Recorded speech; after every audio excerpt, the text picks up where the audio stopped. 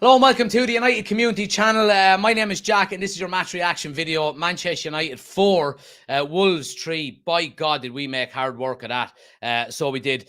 Please smash a like on the video, guys, if you haven't already done so. Get your thoughts into the comment section below. Man of the matches, all of that kind of stuff. We've got plenty to talk about. And as usual, we're being joined by some of the channel members. We've got Ben, we've got Oshin, and we've got Desi then as well. First time joining, so he's welcome as well. Let's jump straight into it. Who have we got? Who's on my left? My left. Ben, we'll go to you. Try and describe that game to us, if possible. I think that's Manchester United season in a game, isn't it? It had everything, didn't it? Ups, downs. So, are you happy, or are you disappointed, or are you concerned, or are you just relieved? I'm relieved and happy. First half, we played awesome, questioning the substitutions again. I understand Casemiro because we were booked, but why are you inviting pressure on? Yeah. You're playing away. You've got to leave people up top, haven't you? You're inviting pressure. You're asking for trouble, aren't you? Yeah, I know what you mean. Oshin, go on. You're next. Give me your thoughts on the game. You know, obviously there's good points, there's bad points, but inevitably it's 3 points, and that's the most important thing. That game was mad, wasn't it? It was. It's just the only way it was nuts. I'm relieved more than anything else. 3 points, but Jesus, why do we do it? Why do we do it ourselves? Yeah. Why do we watch them every week? Yeah. You know? It can't be good for our health. We must be shortening our lifespan by about 5 years for every game or something. It's killing us slowly. It's some positives tonight. We're Highland. Manu again. Rashford coming back, says the critics. Couple of negatives. I hate saying it, but Ten Hag's game decisions again. The substitutions he made. The boys came back to 3-2 and he took off Rashford, who's probably one of our most potent attackers. You know, it was a bit of a weird call. It was a funny one. It's the only way to describe it. It was a funny one. But with everything that's happened in the week at United, 3 points, we move on. Yeah, happy days. Desi, first time on the channel. Give me your thoughts on it. I mean, you know, obviously, you know, some decent, I suppose some decent positives coming out of the game. I suppose let's start from the start. Rashford's goal, 4.5 minutes in, and what a way to kind of put aside some of the negativity that's been around him this week. Yeah, well, that's one of the things I was going to talk about, because all the antics off the pitch, and you know, the manager kind of stood by him, and that was kind of his way of repaying him. Like, it was good. It's good attitude from him, really, considering like he done more running in that game in the first 5 minutes than he done at St. James's Park. Yeah, you know, he was tracking back. He was trying to get the ball back, and then when he was going forward with the ball, he wasn't doing the stop thing that he was doing in recent games. He was going directly at the defender. Yeah, I thought he played with his chin up a little bit as well. Like, he picked out Luke Shaw a couple of good times on the overlaps. Yeah, and that's positive play, and that's what you want to see from him. You don't mind if he's going forward and he's going at the defender and he loses the ball, like, but when he does this thing where he's going forward and you can tell by his body language, but he looked like his old self tonight, and I thought that was great. But you know, the game itself is just like the first half, I was going to turn it off. We were playing that well. I said, I'm not going to have to watch this game now. We're going to batter these, but we should be falling up at half time. We come out in the second half. We probably should have 2 goals straight off the bat, and then we're clearing one off the line. Onana saves one with his head, and you know, you could kind of sense there was a goal coming. I was praying, I was saying, please, like, because I think in the first half, Dalot kicked the ball off a Wolves player and went out for a corner kick, and like you could see Martinez and Varane coming over, and it was like they celebrated a goal. Yeah, because I really think they don't want to concede, but it's inevitable. Like, you could hear it in the commentators. All those chances we were missing, they were just going to come back to bite us in the ass, and eventually they did. But thankfully, Kobe Mainoo took us out of it. Happy days, yeah. Chris, let's talk about, I suppose, Rasmus Højlund, you know, next up, because he's starting to score some goals. You know, now I'm not getting too carried away, you know, but I mean, I mentioned it in the live there. He's getting, we've been saying it all season, he's getting into the right areas. And I think we're starting to find him a little bit more. You know, especially tonight, like that ball in from Luke Shaw, albeit it was a bit of a scrappy goal and kind of came off his toe. He's in the right area, surely. No, he is, and he's been. We just haven't been giving him service, and Yeah. you know, I think now, like I said in the chat, it's, you know, you see Marcus, like when he was going down the left, and he got his head up to see if he could put a cross in, and when he didn't think he could put a quality cross in, then he went at the defender and everything, and I think that's a big positive. I mean, I think Rasmus does what he needs to do. I mean, he's getting in the right areas. He's finishing what he can. You know, I'd like his first touch to be a little bit closer, like when he's holding on to the ball. It seems to be a little heavy, but I mean, I'm nitpicking at that point. But I think he played well. I think Rashford played well. I mean, maybe he still has a little bit of tequila running through his body. He had to come off. You know, that stuff tends to stick with you a little bit. I know that because Sunday night we drank a bottle with some friends here, so it stuck with me for a couple of days, and then but I mean, even the word tequila, it kind of gets me a little bit hungover. It was crazy, but I mean, I think, I mean, he came out, he played the way he's supposed to play. He put the effort in. He's making the runs. He's tracking back. He's not pouting. He's not, you know, throwing his hands up in the air. And like you said, he's moving the ball. He's not standing on the ball, wiggling his foot over top of it, trying to figure out what to do. I mean, to be honest with you, I think he played a little bit better than Garnacho did, because Garnacho's final decisions were not great. You know, I mean, his final passes and everything like that, it looked like he's just still a little indecisive. I think he wants to make the pass. He just doesn't know when to make the pass. But I mean, I think it was good, except for I don't like these goals are just, I worry because like on that last one that Neto had, I don't know where Onana is. Like, he's standing mid goal. Like, I mean, I understand he shoots it through Varane, but he's nowhere close to even making, like, he didn't even dive. Like, it's not that crowded that he didn't see the ball. Come on. Yeah, I get you. Let me get down through some of the comments here before we move on to some other topics, see what people are saying here. First things first, what a game. But seriously, United couldn't finish a bloody Happy Meal comfortably at the moment. Absolute shambles, but at least it's entertaining, says Warren. Reese says, oh my God. Finn says, that penalty knocked the bollocks out of us. We'll get on to the penalty now in a moment. John says, dear God. Daryl says, before we even get into this discussion, Onana is not a goalkeeper. He couldn't save a pound. Jesus Christ. Let's see. Dave says, I actually have chest pains. Who else have we got? Let's see what other people are saying. Danny says, we had the game won in the first half, but could have been 5-6 then in the second half. We go and make things hard for ourselves. Thankfully to Manu, we get the win. Scary finish, but 3 points. That's the key. Well, I'm going to go to you on this one, Oisín, because you've been a critic of Erik ten Hag's in-game management. I think we all have been. Do you think, because I've got one of the points down here as controlling the game is a concern. Do you think Ten Hag's decision-making in-game has something to do with that? Or is it maybe I don't want to say a lack of experience, but when you've got Varane and Casemiro and these players, surely we should be controlling the game better.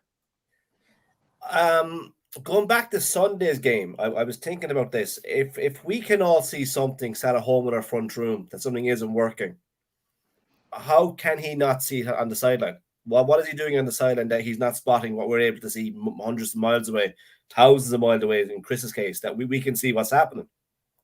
I'd like to give him a bit of slack here and say that maybe he doesn't have the options to change it how he wants to change it.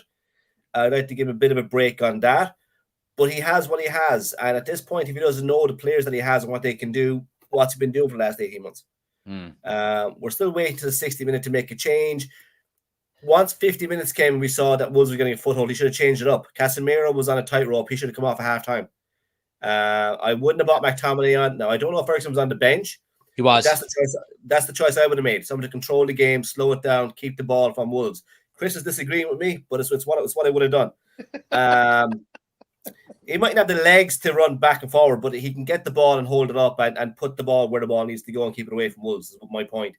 But I just think that he doesn't seem to know when things. He has a plan, and he sticks to that plan rigidly that even when the plan doesn't work, he doesn't seem to have a plan B, and that's my concern. Go on, Chris. You were shaking your head there. What's your counter to that? Is it the fact that he's lacking a plan B because we don't have players to play a plan B, or is it maybe stubbornness in terms of how he wants to play? I think it's. I think he does. I think he lacks the players, like Oshin said. But I'm just shaking my head because Oshin wants Eriksson to succeed, and he hasn't done it yet this season. And that's my issue. That's why I shake my head, because as much as we want him to come on and control the game and hold the ball and do the things that we want him to do, he has yet to do it all season long, because it's just passed him by at this point. But I honestly, besides Eriksson, to be honest with you, I don't know who else. Casemiro's already on the field. He's the one that's supposed to come off. Honestly, our only other option is McTominay, and it pains me. It hurts. It hurts me so bad. Even when he scores a goal, it hurts to see him come on the field. It really does. And it's like my day just goes to shit when he shows up at the, Absolutely. But we don't have, Mason Mount is still whatever he's doing. I don't know what he's doing. And we don't have another midfielder that we can put on. And so it's like Oshin said, it's either McTominay or it's Eriksson. And it's either one. I can't say that I would have done either one. I don't even know, because do you start to bring people on and play them out of position then? Do you move Martinez into midfield and bring Johnny Evans on, or what are our other options? We don't. To be honest with you, we don't have any at this point. Yeah, we're not flush with options. No, we're not. You look at what other clubs can do, and they have a myriad of options. We have none. Yeah, I get you. Desi, I'll go to you on this one. Offside goals. All right, so obviously we had 2 offside goals in the first half. Any real blame there? I know, ideally you would want your forward players to stay on side. Obviously, Casemiro being one of them probably doesn't get into the box as much as, the likes of the forward players. But I suppose the positive is we're starting to create some of these chances, put them away. It's just unlucky that they were offside, I would say. But what do you think yourself?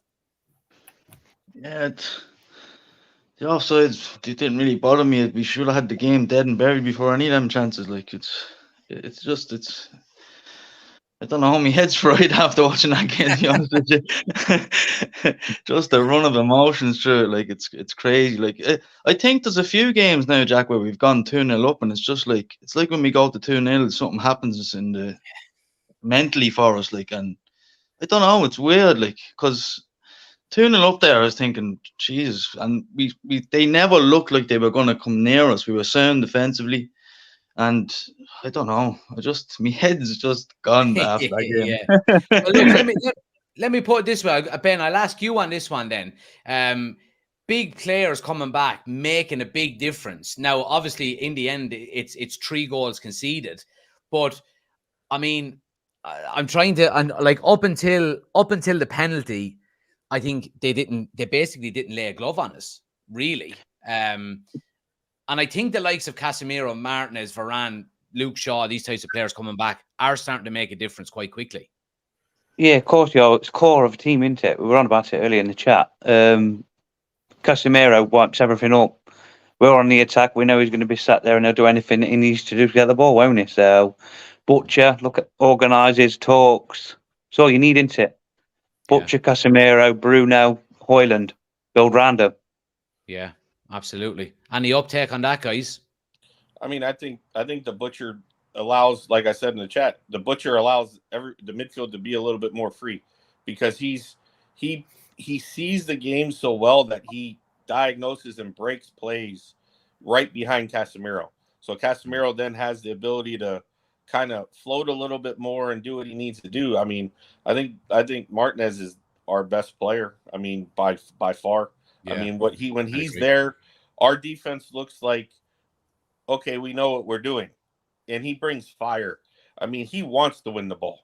Well, let me ask you this, Chris. All right, because they're just showing a replay of Pedro Neto's goal where he turns in his left foot and strikes, and it's Varane that goes out and closes him down. I think if Martinez is still on the pitch, that goal is not scored. I agree. I agree. I mean, I don't know. I mean, Martinez doesn't give anybody any room. Yeah. Like, I mean, Veron's playing. I would say about probably 5 yards off of him.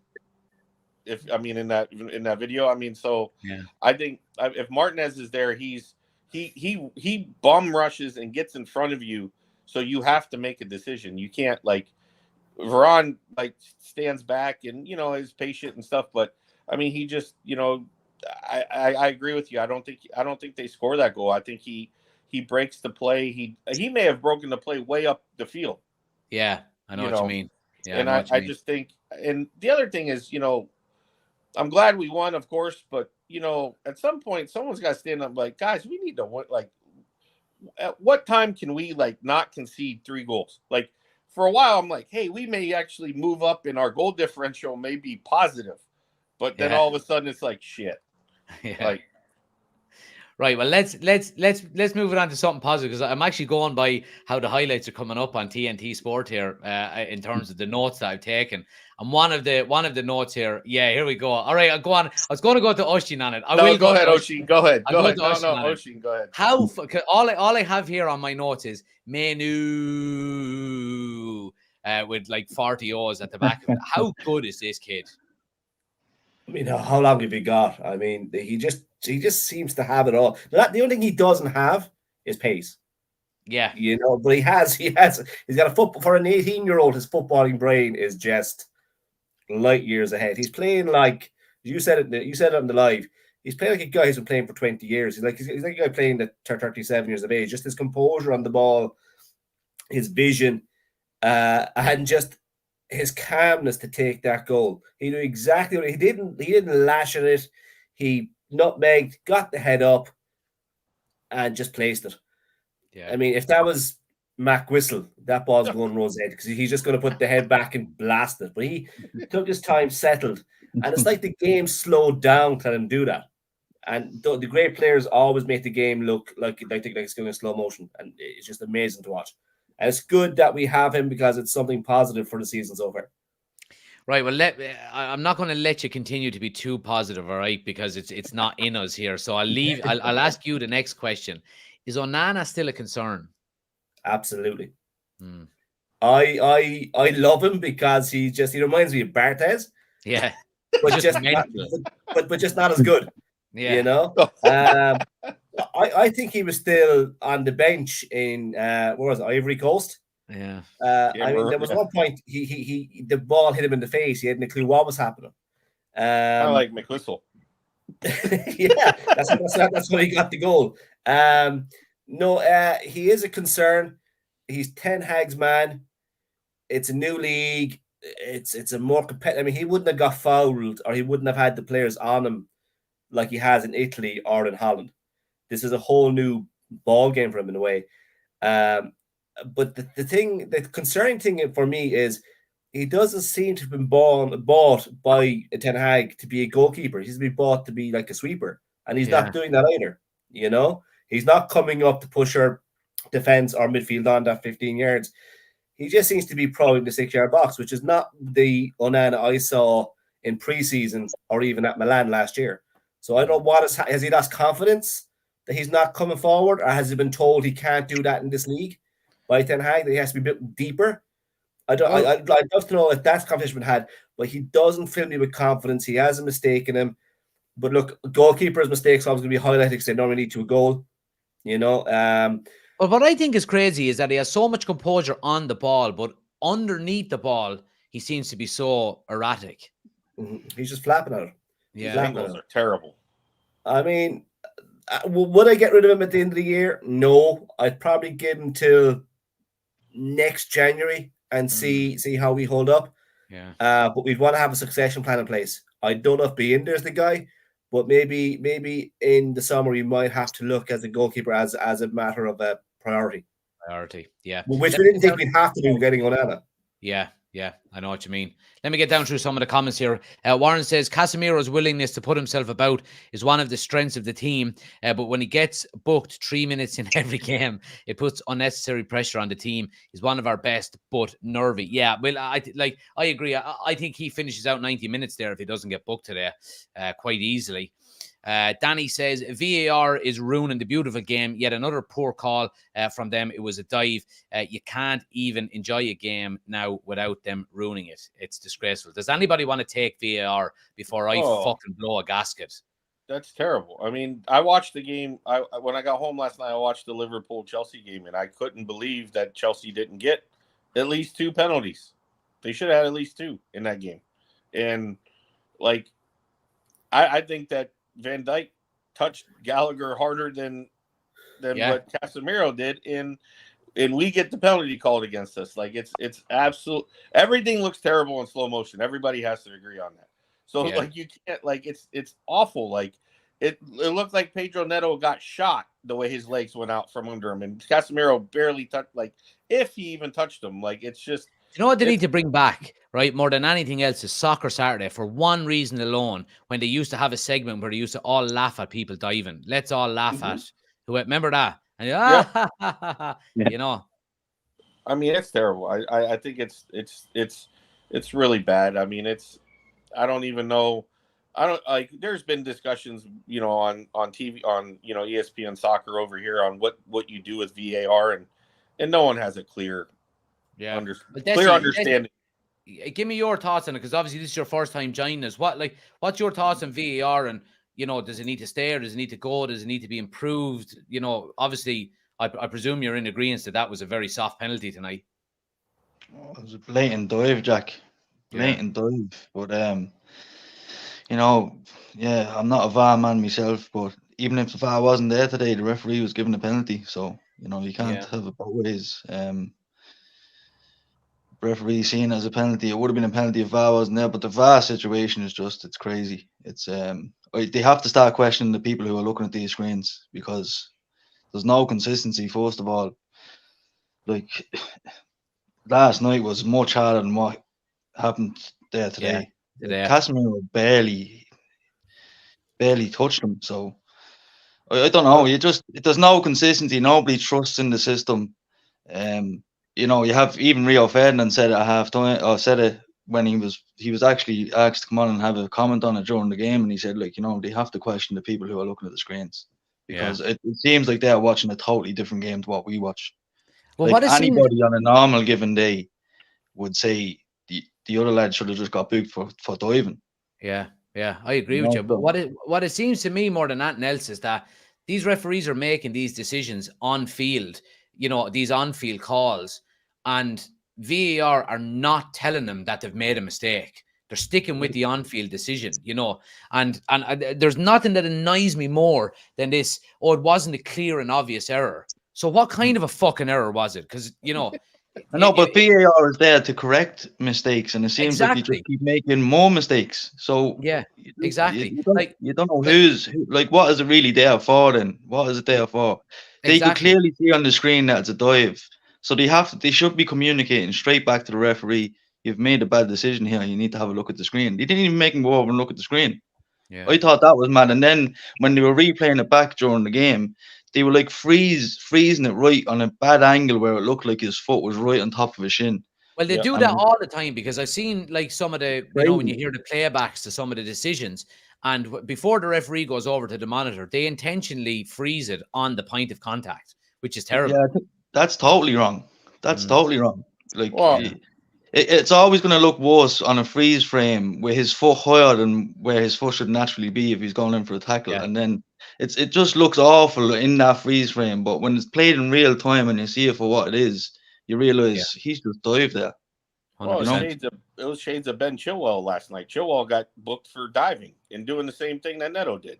Like, he running across the box, and the guy put his foot out, and he just, like, dove and, like, got shot and went down, and then referees went, no, yellow card, see you later. Not even, you know, and VR is like, oh yeah, that's a good call. It's like, oh, why are you even looking at it? You don't need to look at it if it's like, you know. I know. Ben, let me go to you on this one. Scott McTominay comes on, scores 60 seconds later. Now, no, just bear with me, lads, for a second, all right? Fucking bear with me for a second. Is there... The ball hit him in the face. Is there an impact sub role for Scott McTominay in this squad? This season there is, because look, we've got no options, have we? Yeah. I can't see his future being there. Bennis froze. Go on, Oisín, pick it up from there. Yeah, an impact sub for West Ham. Ideal.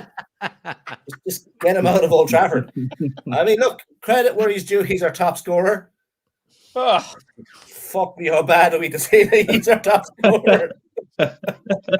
we're going from bad to worse. Yeah, but I mean that ball hit him in the face. I mean, slow back down, point contact, it hit him in the. He was looking away. His name got called. He looked, bang, ball in the net.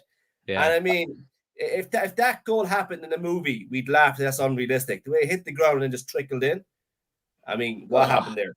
I think Oisín's right. I think someone said, "Hey Scott, ball's coming." He looks up and it hits him. It just goes like there's like, oh no, like I can't. I tell you what, if he didn't score that, Ten Hag was in big trouble. Yeah. The decision making there, like when he took off Casemiro, and I was actually with you, Jack. I seen your TikTok earlier on, and I was actually disappointed that Rashford started because of this stuff that was going on off the field. But then I was disappointed that he was taking him off. Yeah, because he was playing so well. We're fickle as United fans, aren't we? Oh, I tell you, it can't keep us happy. But if he hadn't have scored that, I think there would have been more questions on Ten Hag tonight. Absolutely. You know, the one thing I did like about when Rashford did come off, though, when Anthony came on, he stayed on the left. Yeah, and he didn't go to the right and move Garnacho over. He looks a little bit better there, though. Do you?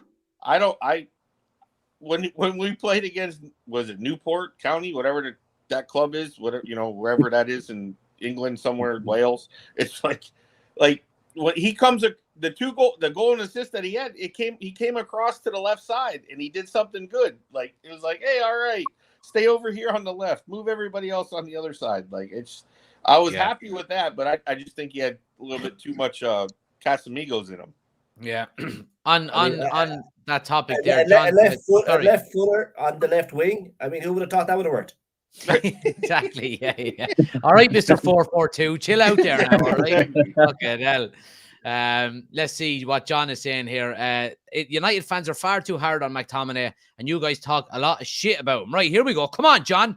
If every player at United gave the same commitment, we would be in a different place. I completely agree with you, John. I completely agree. His commitment and his passion for the badge and the club is to be commended. He's fucking useless, though. You know what I mean? He is. And I'm not just trying to say that for, clicks or any of that shite. I like on a consistent basis, he pops up with a few goals, no problem. But I think as a central midfielder for Manchester United, he is nowhere near good enough. He has no position. Yeah. He really has no position because you can't play him at a 10. You can't play him at 8. You can't play him at a 6. You can't play him at a number 9. You can't play him on the wing. Like, you just kind of throw him out there and say, hey, guys, we got this kid that needs a little bit of playing time. Just make it work with him. We don't care what you do. He's going to be out here in the middle. So just, maybe pass him the ball every now and then. Or, when I played in college, there's a kid that he literally – we used to shoot the ball at him because he was so lucky it would hit him and go in the net. Like, no skill whatsoever on this kid, but if you hit him with the ball, it would go in the net, and that's Scott McTominay. Yeah, like, just aim at him and you'll score. Like, right, okay. I think we'll leave it there. Awful. He's so bad. Yeah. It's like, oh. Anyway. Look, happy days. 3 points are on the board, and look, it's a must. It was a must 3 points for us. I think it really was because we're going into 2 difficult games now. West Ham are always a bit of a bogey team for us, and obviously Aston Villa are coming after that. But a couple of wins against both of them. I mean, before we know it, Kobe Manu, there he is. Before we know it, we could be creeping back up on a European spot. I'm not saying top 4 because I think that's still that's too far away. Gee, come on. What do you not think? Do you think top 4 is still on? No, I don't know. I don't think we're going to get the European spot either. Do you not think so? No. All right. I'll have 10 memberships to the channel. Bet with you. Okay, done. Easy. That's easy. I'll take that bet. So a European spot, any European spot. If we qualify, Look, he's I'll- fucking changing it up now. No, I'll go. All right, I'll for the sake of the channel, I'll do any European spot. But I will say that we don't qualify by the table. For if we win the FA Cup and we get into Europe, then that's one thing. But if getting to top 6 or top 5, I don't think so. Collar is fucking going up here. Oh, that's fine. Come on, I got boy. one on, Jack. So okay. We're gonna have to get a haircut bet in here soon. Right, happy days. Lads, look, thanks for joining as always. Anybody that's watching, please smash a like on the video as well. Hit subscribe if you're new to the channel. I'll be back again tomorrow morning with the news show as usual. Transfer window is closed now and we signed it is closed. What, in like 10 minutes? And I don't think we've signed anyone. But lads, thanks for coming on as usual. Desi, welcome. First time on. Appreciate it. You're more than welcome at any time as well as usual. And if anyone else wants to become an official member, guys, link is in the description. You can come on the screen like the guys have. Lads, I appreciate it, and I'll chat to you during the week. All right. Thanks. Catch you later. Guys, thanks for watching as well, guys. Smash a like on the video, and I'll catch you tomorrow. Take it easy.